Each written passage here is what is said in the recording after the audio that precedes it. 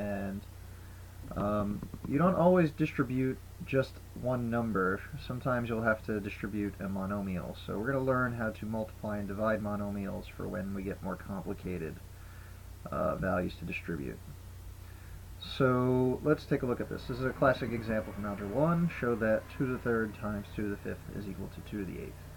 And some of you might do it this way, and this would probably be the simple way. That is 8, and this is 32, and I forgot, what is 2 to the 8th? Off the top of my head, I don't know. Let me get my calculator. Alright, so we have 2 to the 8th power is 256. And just out of curiosity, what is 8 times 32? Whoops. Too far. Bah. Yes. So we have 8 times 32 is also 256. So these are both 256 because 256 is equal to 256. So that's one way to prove it. That's the less conceptual understanding way. It's true, but it does give us this idea, because that's when students normally say, hey, if I add these exponents, they're the same thing. And the question becomes, are you allowed to do that? Is this just a special case where that happens? And the answer is no, you are allowed to do that. And the reason for that, that's actually a rule. Let's write that down.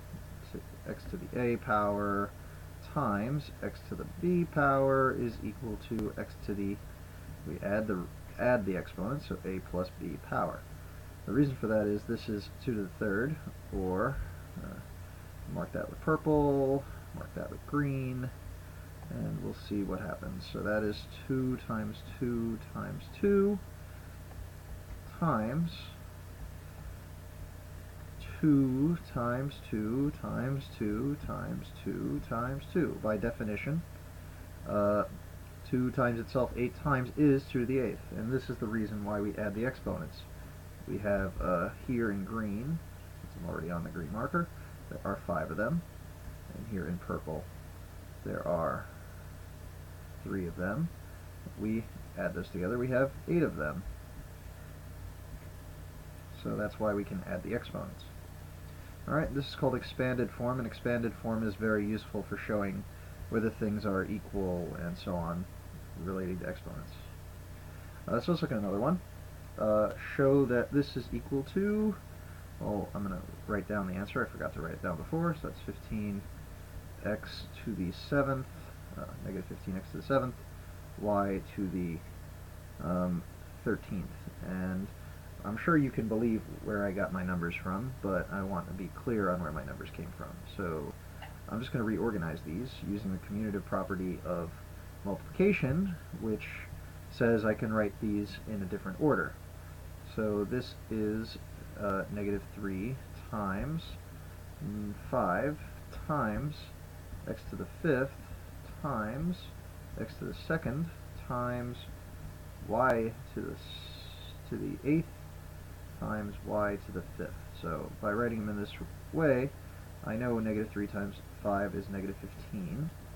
By applying the rule we just learned, x to the 5th times x to the 2nd is x to the 7th. We can expand it to look at it, but that's just extra work we don't need to do, as long as it makes sense. Y to the 8th times y to the 5th is y times y times y times y times y times y 13 times. So this is y to the 13th. So that's how we show that. Okay. And if there was like an extra z here, let's maybe throw in a z. If there was a z there, that's black, I meant to use blue. If we put in a z here, there'd be an extra z here, and the answer would actually then become this. Okay, so if it has nothing to multiply with, it's there by itself. Let's take a look at division now. Show that 2 to the 8th over 2 to the 3rd is equal to 2 to the 5th. Again, you could do that the non-conceptually understandable way, which is 2, erase that. I'll just undo. I'll undo to erase. I get used to doing undo. Alright, so we got 30, I did it again. 256 divided by 8 should be equal to 32. And we could check the calculator. I closed it already, so guess not. 32 is equal to 32, so that works. Now that would make you think that we can do this. X is equal, x to the a over x to the b should be equal to x to the a minus b. And it is, but not because it works in one case. We have to show that it works in all cases. Okay? So here we have 2 times 2 times 2 times 2. That's a lot of 2's. 2 times 2 times 2. 1, 2, 3, 4, 5, 6, 7, 8. 8 2's, and that's all over. Ooh, that's a bad line. That 2 vanished. Alright, all over 3 2's. So 2 times 2 times 2. And the subtraction comes here in this cancellation idea. 2 divided by 2 is 1, so it goes away. 2 divided by 2 is 1, so it goes away. 2 divided by 2 is 1, so it goes away. And if you count what's left, 1, 2, 3, 4, 5. There are 5 left. So we can see why the subtraction happens. Okay, let's take a look at another example.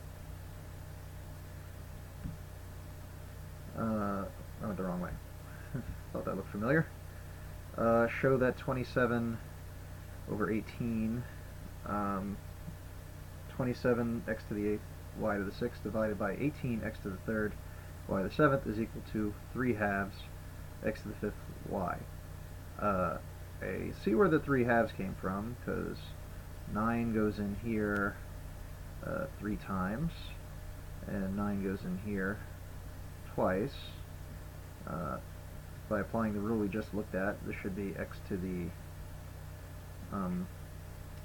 5th, and applying this rule we should get y to the negative 1. These are actually equal, and that brings up a new question. Why are these things equal? So let's maybe expand this. So we know there's a 3 over 2, because these simplify to be that. If they could have divided, we would have divided, but they don't divide evenly. We have 8 x's in the top. 1, 2, 3, 4, 5, 6, 7, 8, along with 6 y's. I should pick some smaller numbers. 1, 2, 3, 4, 5, 6.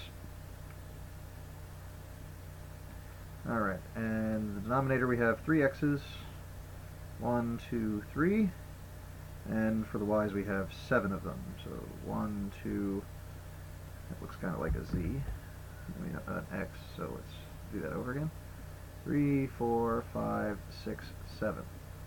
Alright, let me change the colors to the cancellations here. So these 3 cancel out, leaving 5 left over. So that's where the subtraction rule comes in. 8 minus 3 is 5.